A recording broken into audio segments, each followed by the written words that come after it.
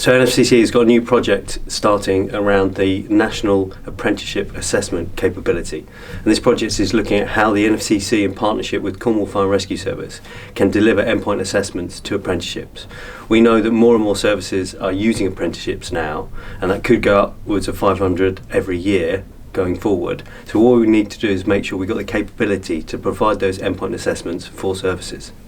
The benefits this will bring to the Wider Fire and Rescue Service is that, firstly, is having that capability to be able to deliver, to meet the demand of endpoint assessments required by services. Secondly, it's about having control over the quality of the endpoint assessments and making sure that we can deliver really high quality endpoint assessments for services. And it will also allow us to collect national data about our apprenticeships and how the apprenticeships are working and how the endpoint assessments are working.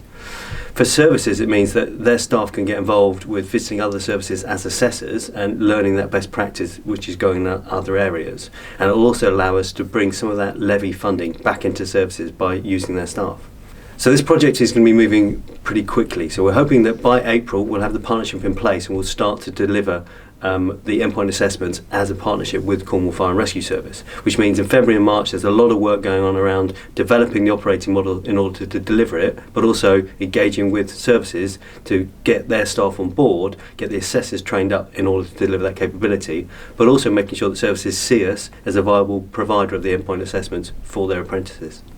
The project is going to need the support of the sector in order to be viable. What we're saying is this is for the sector, by the sector.